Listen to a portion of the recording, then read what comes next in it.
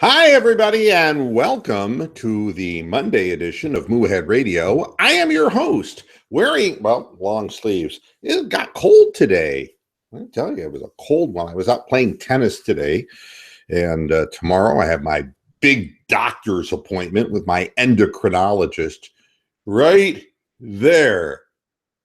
It's called hyperthyroid. I have a thyroid nodule. That's my Adam's apple. That's my thyroid. And they got to talk with me. Am I going to have surgery? Are they going to medicate me? Are they going to euthanize me? God only knows. So we have that to look forward to tomorrow. But for today, sha-la-la-la-la-la, live for today. We talk about the Cleveland Cavaliers and a good win. Good win last night. We talked about that.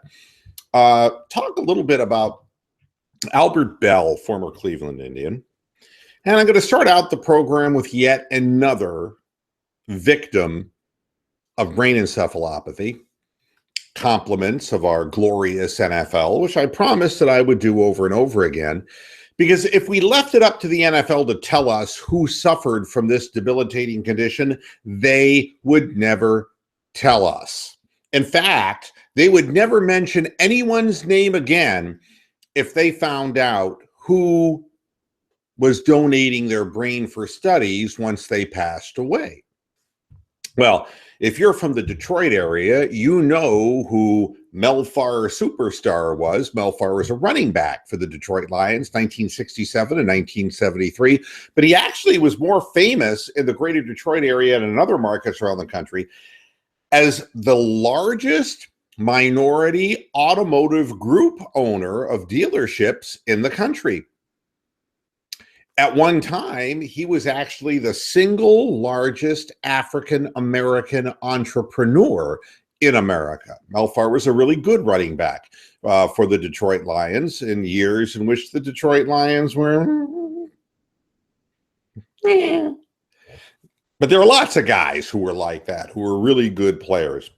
Melfar died in 2015, and they donated his brain to science, and they found out that he was in stage 3 of CTE, which is the encephalopathy, which basically means he was functioning but with limits. Stage 4 is where they determine that it's complete dementia by definition. But even at stage 3, there are usual angry outbursts and things like that. But his family knew that he was having trouble remembering things. They didn't see any of the violence in Melfar, but they did see that he was struggling and that he often spoke to them about how he didn't remember basic, simple things, especially things that had happened more recently. He actually spoke to friends and said that he was concerned that he had encephalopathy. He died at 70 years of age in 2015 without so much as a single word from the National Football League. And he died of what was termed a massive heart attack due to uncontrolled hypertension. And these are the things that can happen due to diet or whatever. But when he died, his family took to heart what he told them, and they discovered that he was stage 3 of brain encephalopathy. This from a guy who had basically played 6 to 7 years in the NFL, and a person who you can't say had any deficiencies as far as anything except the horrible mistake that he played football, because while he parlayed his name in the greater Detroit area into buying his initial car dealership, he bought car dealerships around the country. He ran commercials. You might have seen them with him wearing a cape, and he became known as Melfar Superstar, Melfar Ford. He did business and very prolifically, a bright guy and somebody who probably in the end never needed football. Alex Karras also had car dealerships. But he did play football in college, high school and college and in the pros, and he paid the price. And every time I bring up another name from the past, I know a lot, and I tell you a little story about the players, because a lot of the people who view this program are younger, and you'd have no reason to be concerned with who played in the NFL in 1967 and 1973. But alas, when Mel Farr finished up his career, I was 16, 17 years of age, and he was on my radar as far as all of the games that I watched when I was a kid. And it's just another name to add to the long parade of shame for the NFL. Again, I will ask the question, why do we have to find out from outside the lines or TMZ or whatever else there is reporting on this? Why do we have to find out this way when the NFL, who profited so mightily from people like Mel Farr, don't say a word? And that if it weren't for sources like OTL, we would not even know the truth. And as I've said many times before, Mel Farr is a name that people in the African-American community in Detroit and around the country know because of his businesses more than his football. And not that, the public, we don't have a right to know how Mel Farr died unless his family wants to tell us that. But that we find out this way, and that this is so hush-hush, how many more people that played at the same time Mel Farr did in 67 to 73 that I never heard of.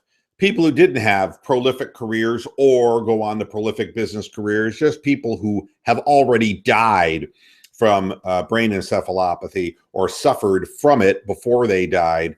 How many more? How many do we not know about? And if we did know about them, would we look differently at the game of football? And I think we all would. Mel Farr was 70 years old, so he beat the odds by 13 years. 7 minutes past the hour of 6, you've got it tuned to Mr. Moohead on Moohead Radio. I'm going solo today. Michelle has got her own hospital visit that she's going to today. Amsterdam is in the chat room saying, Kevin Love is the Cavs' Joe Hayden, a broken down, high-paid all-star with no trade value. All right. Obviously, this is referencing the Carmelo for Love alleged thing that the Knicks threw at the Cavaliers. I don't know how you can compare a guy who's averaging a double-double at the NBA level to a guy in Joe Hayden who's crippled and giving up big plays. That's not real fair, Amsterdam. And, the fact that Kevin Love has a bad back, so did Larry Bird. I don't know what you want me to tell you about that. It's not an ideal situation by any stretch of the imagination. And we know that the situation is not going to be real pleasant, that this could be a long-term thing. When I say long-term, I'm just meaning this time. He may be out if it hasn't been reported already, if there's something more to be reported. I haven't read anything about Kevin Love except that he is being MRI'd, and it could be a week or more that we don't see him, that he simply didn't make the trip to Dallas, and that you're not going to be seeing him anytime with immediacy. All right.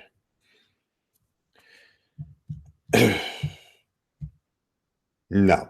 I get tired of the criticizing of Kevin Love. Kevin Love has fit into the Cavaliers beautifully, averaging over 20 a game, over 10 rebounds a game. He's one of the few in the league who do it, and he has accepted his role. He's a good citizen. He has done what is asked of him. In yesterday's game, he could not make it up and down the floor. That's the truth. That's the truth. You don't want him out on the floor if he's hurt to that degree. And there's no reason to force somebody into that situation. He tried his best. He obviously had no trajectory on his shot.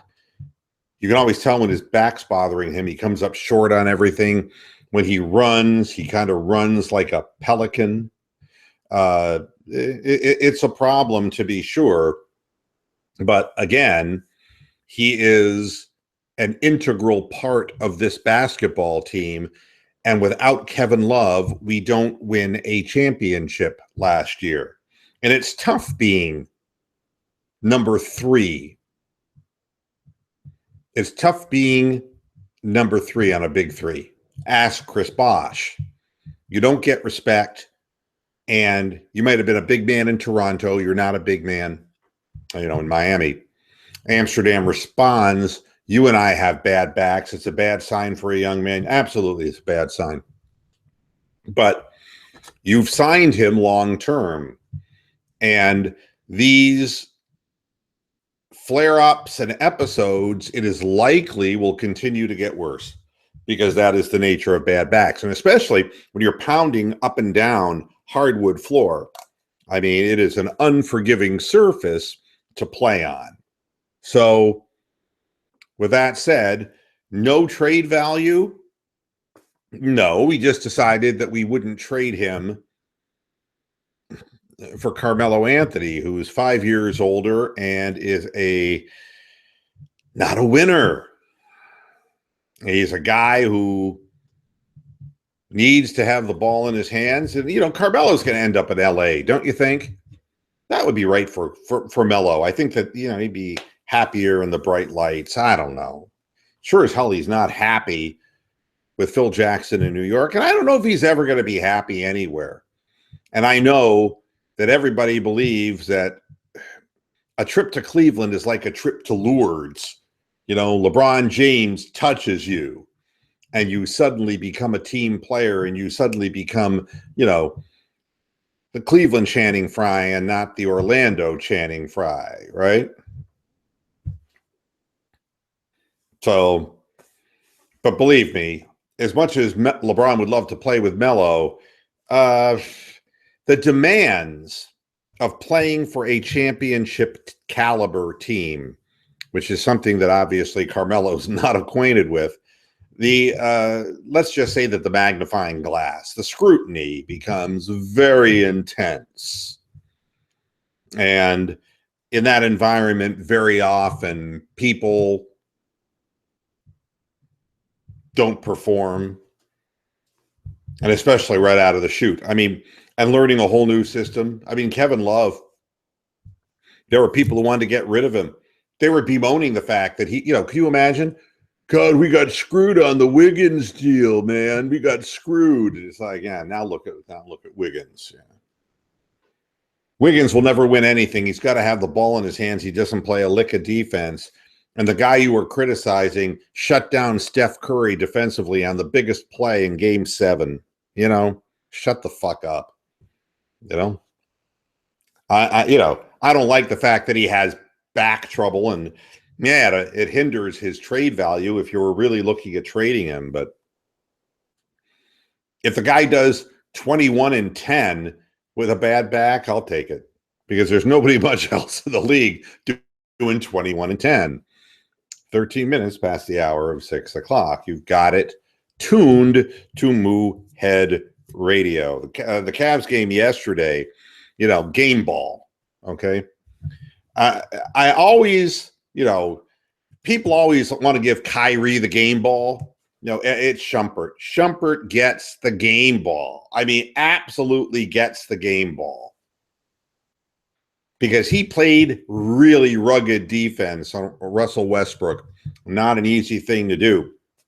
Thing about Westbrook, he's a guy who plays downhill, almost recklessly so.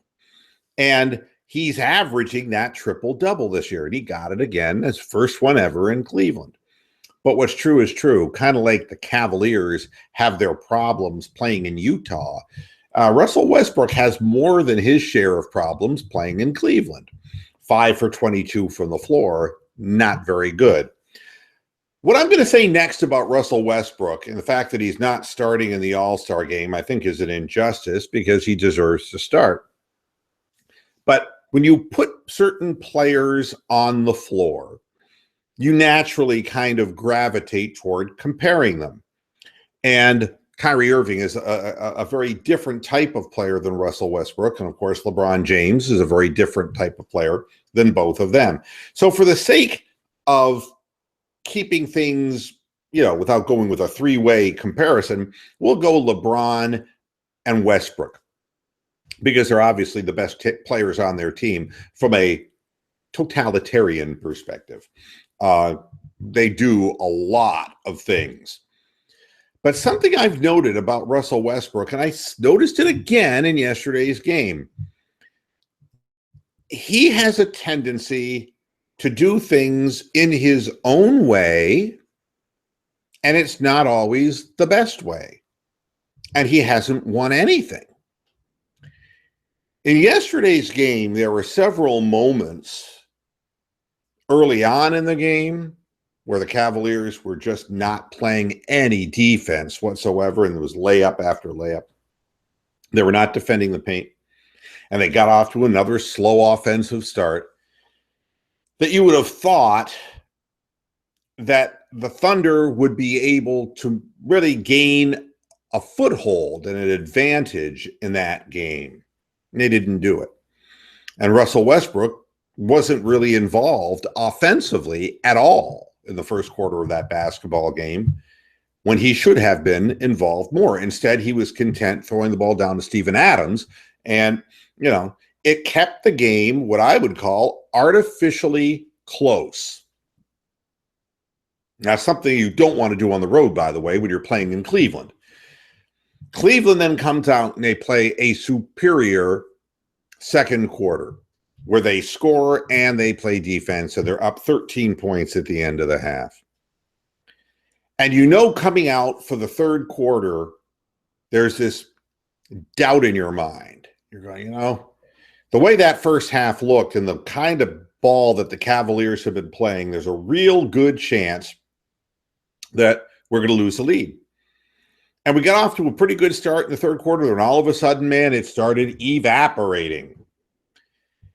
And they got that lead down to 7 points. And at that moment, we talk about the bend but not break. You were right at the breaking point. Cavaliers missed a shot, and they had the ball. Down 7 with Big Mo against the team in the Cavaliers, who, I got to be honest with you, looked scared. They stopped moving the basketball. They went to ISO offense. They started chucking up threes, which is what got them in trouble in the first quarter. When they started sharing the ball, playing defense and playing transition offense, they got the 13-point lead. They stopped doing what they were supposed to be doing, and instead, they went back to chucking up bad three-point shots and ISOing. Kyrie and LeBron taking turns going one-on-one, chucking up bad shots. Down 7 with possession, instead of running a play, Russell Westbrook pulls up for a three at the top of the key and misses. And then the Cavaliers end up scoring, and then it kind of goes downhill from there. Another thing was he'd already scored double-digit points and double-digit rebounds, but he was 3 assists short.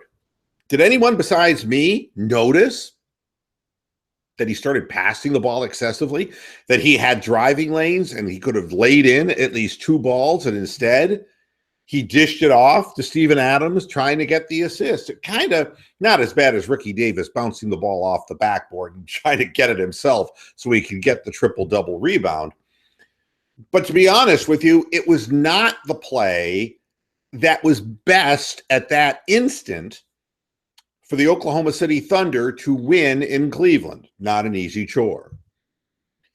And I want my best player to take it to the rack because he's either going to get fouled or an and one, or he's going to make the layup.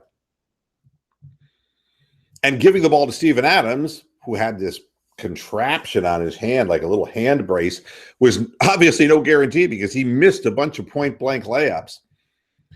Why you would do that? Just stuff your stats to get the triple-double. And it's like, who's thinking about that at that instant? And, if you knew how many times, and I think they've counted it at, what was it, 32, that LeBron James has missed triple doubles by one digit in one of the vital categories. I don't think LeBron James really thinks about it. I think sometimes now they leave him in the game long enough to try to get it. But I really don't think that LeBron James thinks about that when he's on the floor. But I think Russell Westbrook does. And I think that it's all part of the problem that he and Kevin Durant had in Oklahoma City. I think Durant's kind of more of a laid-back, chill guy, and that Russell Westbrook is a guy who is in your face and just coming at you. He is relentless. Relentless good and relentless bad. And when he gets it in his head what he's going to do, he's going to do it. And anyone can go 5 for 22 from the floor. Anyone can have a bad game. It can happen. My game ball goes to Ahmad Shumpert because he played him one-on-one. The points that Russell Westbrook scored from the floor were all screens where they rubbed off a screen and Shumpert just couldn't fight through the screen, and Westbrook got a mid-range shot. I think if you really analyzed how many field goals Iman Shumpert gave up to Russell Westbrook, it wasn't very many. I think 2 or 3, maybe. Plus, Shump found his three-point shot for us in the second, third, and fourth quarters. He gets my game ball because he played a really good game. As far as the rest of the Cavaliers, help side defense. And, you know, a name came up, Tristan Thompson. And a lot of people want to find who's the one to blame. And I don't like to think of one person to blame when a team hits a slump. I think it's more of a malaise. And I think it happens in the middle of the season. And I think you're seeing it happen to more teams than just the Cleveland Cavaliers. The Houston Rockets certainly are slumping. Although they got off to a better start than a lot of people figured that they were ever going to get off to.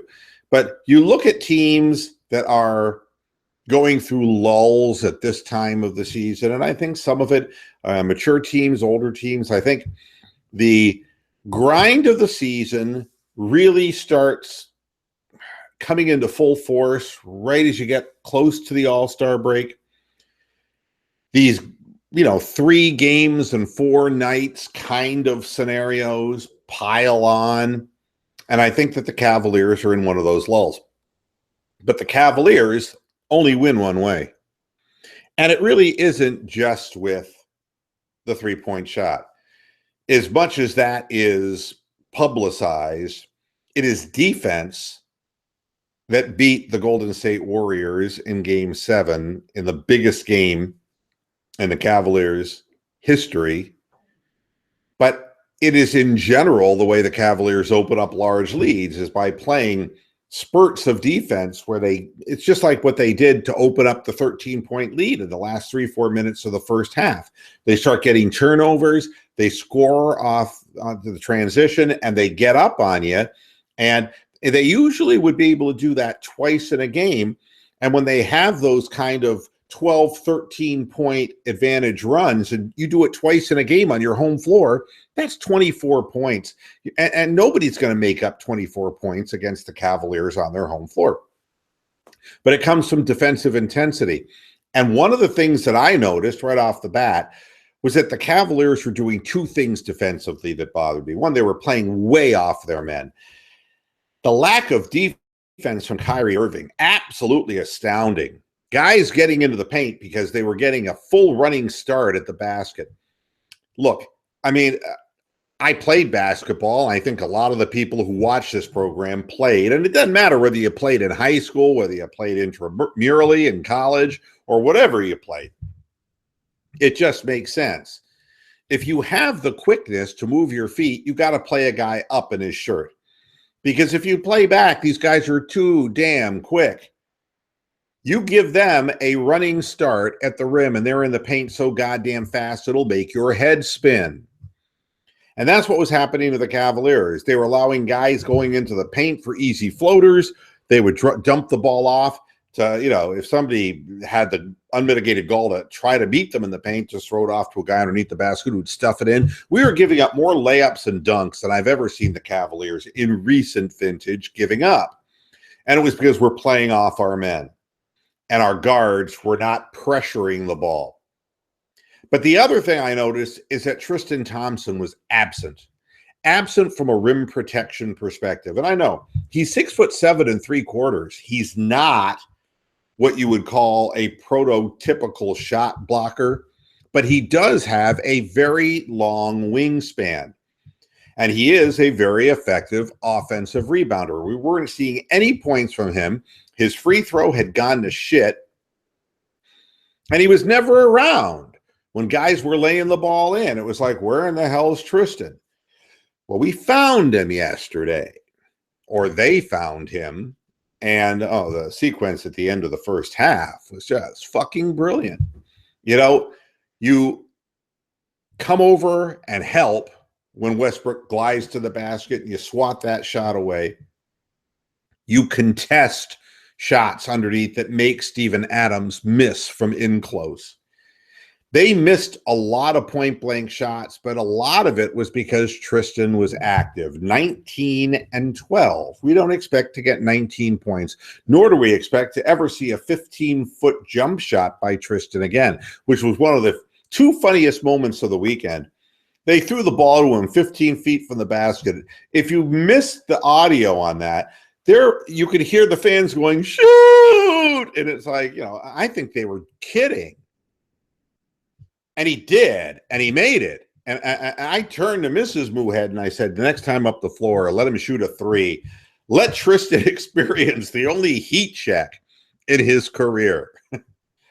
But that wasn't the funniest. The funniest was Allie Clifton talking about masturbation from the sidelines. If you didn't hear that, you missed the whole fucking weekend. Allie. Objection is not... No, observation. That was the word she wanted to say. Observation. And what came out of her mouth was masturbation. She was a good sport about it on Twitter. I think the comment that somebody made to her was, you realize that 99% of the people who were listening heard you say masturbation, and her response was in caps, observation, thank God for the 1%.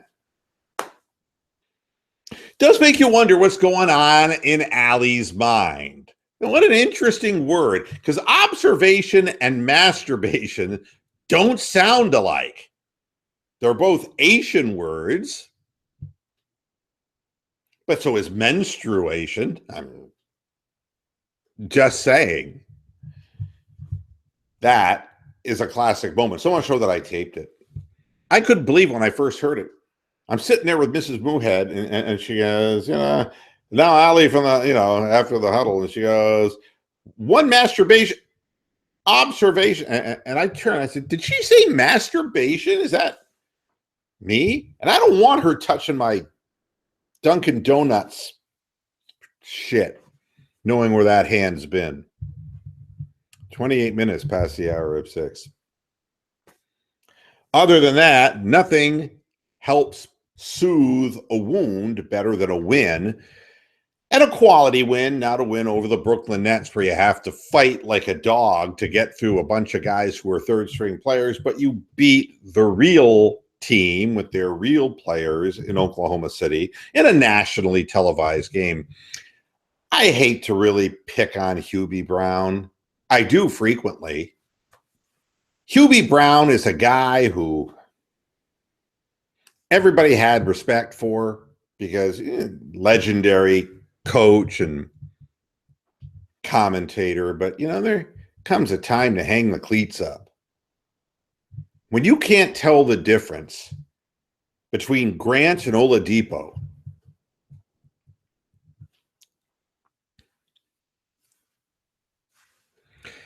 your observations are stale, Hubie.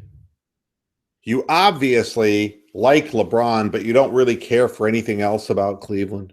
I think that's pretty obvious, too. I tend to turn my volume down. And I got to say this, I do the same thing with Jeff Van Gundy because I think Jeff Van Gundy is an abortion as far as an announcer is concerned. I got zero respect. He's a lousy coach, and I don't know where he got a hard on against Cleveland. I don't know what the deal is with that. Maybe Ty Lue got a job that he wanted. I don't know.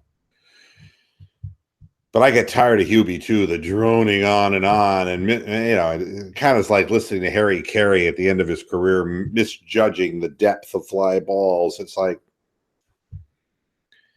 I don't know, click. Off goes the sound. I'm just watching the game. But it's good to win in a nationally televised game where they can't really say very much bad about your team, knowing that going in, they probably really wanted to. Overall good. Overall good. Now, back-to-back tonight, not going to be so easy. No Kevin Love in Dallas. Dallas, not a great basketball team. We know that. But on the road, without K-Love on a back-to-back, where LeBron and Kyrie have been overused, it is not going to be an easy thing. We'll see what happens. What time are the Cavaliers on tonight? Let me check that.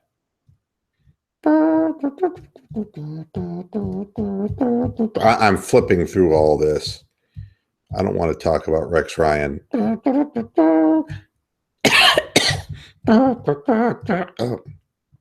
Here we go. I knew that I would eventually find this. 8:30 p.m. Game will be on Fox Sports Ohio. So I get to hear my guys calling this game. I like that. The Mavericks are 17-30. Wesley Matthews is a guy you got to glue to. He's made 126 three-point shots, the 10th most in the NBA this season. So James Jones starting, though? I don't know. That didn't look real brilliant to me, you know? It just didn't. I don't know. That would, and I understand the logic that you don't want to break up your other rotation. But what does that give you? Especially if you're playing ISO offense, it gives you nothing. James Jones will stand there on the side of the floor and watch Kyrie and LeBron go ISO. And I'm not suggesting Jordan McRae because, but man, I would like to see somebody who could create a little offense, or maybe somebody who could play a little defense. But I don't know. James Jones doesn't. I like James Jones well enough. He's really a good citizen, but at his age, he doesn't play defense. And the rookie Sabonis went to town on him. They had to pull Jones off the floor fairly quickly because the rookie kept backing him down to the basket and scoring layups. And I see that James Jones is starting again. I'm really not sure. I don't know where else you go. I'm not 100% sure.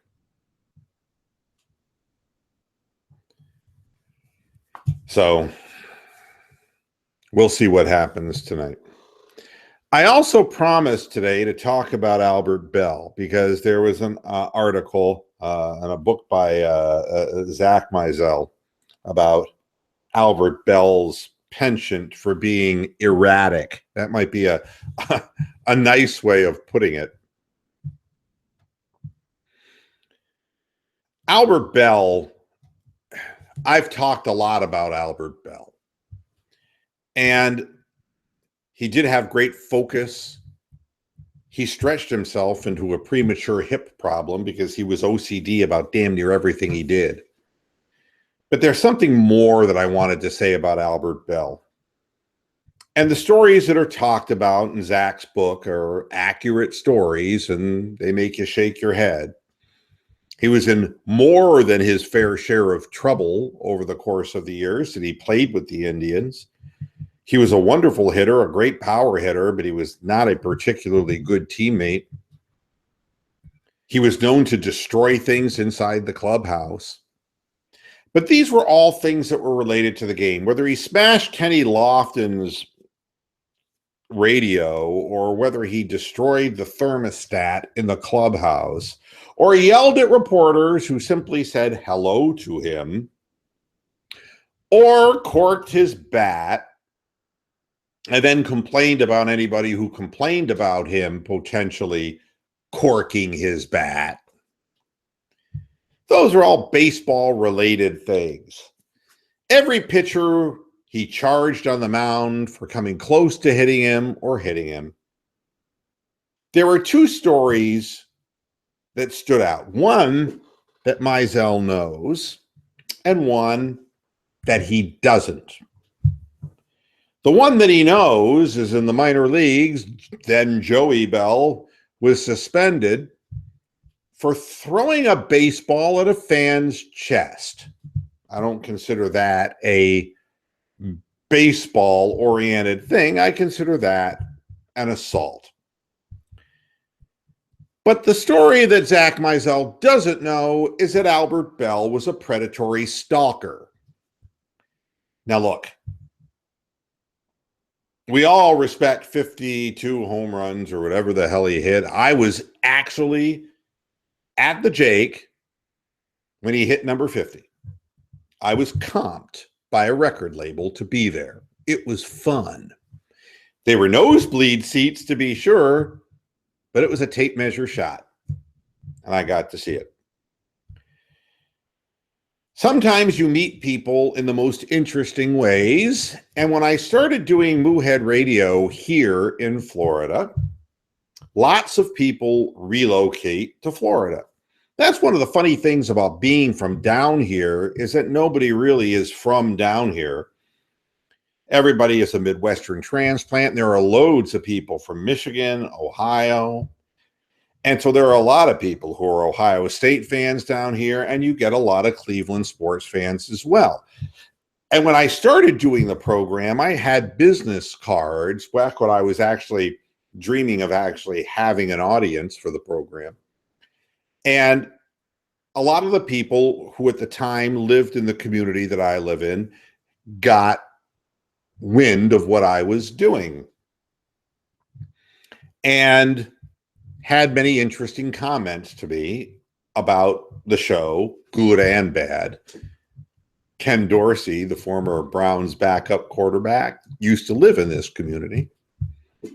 And he had some interesting things to say about the program and to me personally when the Browns went a different direction from him. And then there was the story of Albert Belle's girlfriend who relocated to my neck of the woods.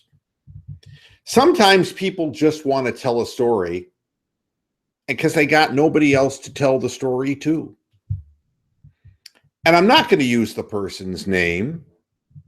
What I can tell you is that they were a professional physical trainer and they were a qualified person from a very good family in Baltimore.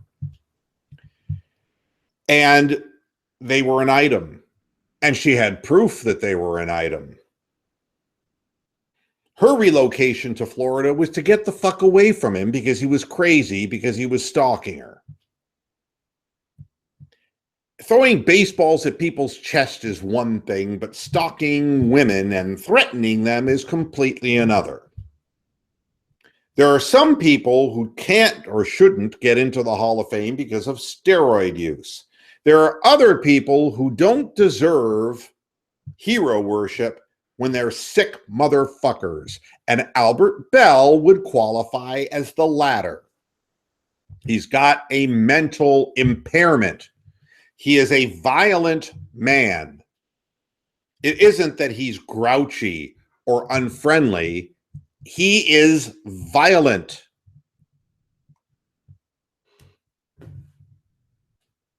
We have a tendency to mix our metaphors. And sometimes when we talk about sports, we're willing to accept that Ty Cobb was a blatant racist because he was such a good second baseman.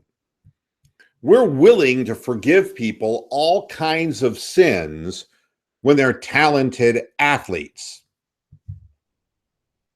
But there are other people who are affected much more adversely when it comes to people like that. So when I was reading the article about the book that Zach had written, my mind immediately turned to that. And I thought, well, that'd be a nice time to share the story, because one more story that didn't make the book. There were some fights this weekend, and you know that I'm not a fight fan anymore. So I missed them, as I now do, because do I really care if Tyson Fury is mentally ill or if Vladimir Klitschko is fighting a guy named Joshua? Do I care? Nah, doesn't mean anything to me. Oscar De La Hoya, he's a blight on the land that should have been removed from the land a long time ago. He was arrested on suspicion of drunk driving. I don't know anything that Oscar De La Hoya has ever done as a human being that would make him a worthwhile person, except screw people, sue people, and overestimate his own value and worth, and wearing women's fishnet undergarments. As a fighter, he was a coward who took the easy way out. And this in a sport where, honestly, courage is not rewarded. Let's be honest. You never heard what happened to Frank the Animal Fletcher. The guys, and Tony the other day bringing up Scott Ledoux, who's dead. Had brain damage. You don't hear about what happens to the brave fighters either. They're regarded as the guys who drove the ratings on Tuesday and Friday night fights in their glory years, the guys that you wanted to watch because they were in nonstop action fights. Oscar De La Hoya was not one of those people. Oscar De La Hoya was a guy who'd rather run away and wear women's clothing, honestly, than to get hit. He would rather do a recording album of karaoke songs than go in toe-to-toe and hammer it out with people. He would rather fight people he outweighed by 20 pounds or fight Julio Cesar Chavez as some kind of a Mexican referendum when De La Hoya was not even Mexican, and Chavez was so old he could barely lift his gloves to defend himself. You'll never hear me say anything good about two people, Oscar De La Hoya and Sugar Ray Leonard, because as human beings, they fucking suck. Sugar Ray Leonard feeling 7-Up with a little boy who he never saw growing up. That's the falsehood of Sugar Ray Leonard. And stealing the nickname of the best pound-for-pound fighter in boxing history, Sugar Ray Robinson, didn't score points with me either. Being awarded draws in meaningless fights against guys like Tommy Hearns because he was a fixed fighter didn't make me like Sugar Ray Leonard any better. Giving him a runaway decision against Marvelous Marvin Hagler, a courageous warrior who Leonard waited until he was old and couldn't much fight anymore and played patty cake and ran away from him to get a dubious decision didn't sit well with me. Watching him try to fight Roberto Duran mano a mano and losing because Duran looked at Leonard's wife and grabbed his own dick with his glove and said, "Hey, how would you like to make it with a real man?" Don't feel bad, because Sugar Ray left Juanita not too long after that because he was an asshole who played with many women. And then Sugar Ray ended up beating Duran by running away and acting like a marionette in the ring. Oscar De La Hoya, same kind of guy. More interested in protecting his face than his reputation. And for some reason, Oscar De La Hoya is remembered as a decent fighter. He was not a decent fighter. He was a hyped fighter. So every time I see these stories of Oscar De La Hoya driving around drunk, I just say to myself, you know, he sucked. He was never any good anyway. 44 minutes past the hour of 6. I'm running out of rope here. Wanted to end the show today with, and I don't want to get into politics. I really don't want to get into politics because it's a mess right now and it's just a divisive force. And what I would say to the people who are unhappy about what Donald Trump is doing, he's the president of the United States. Whether you like what he's doing or not, this is what he said he was going to do, and he's doing it. I'll let scholars determine whether or not it is constitutional or not. That is not for me to decide. But to sit there and complain and say, "This is the way I wanted it to go," this is the way free elections work. He was elected. He's going to do what he said he was going to do. And if you don't like it and you didn't vote for him, there weren't enough of you. So you're not going to get me to get into this argument. However, I get a kick out of stories that you just shake your head at and go, whew. One of the great things, in a negative great sense, that is of concern in the workforce is the use of robotics taking over human jobs. That technology is being used in an economically efficient way to replace human beings in the workforce.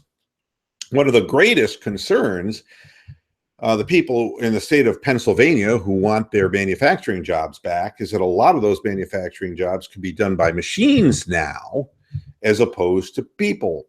There are just fewer of these types of jobs available today as the march of technology moves forward. This headline has to be a classic. Human porn stars will be replaced by virtual actors in the future, as viewers will choose polygons over people. That's right.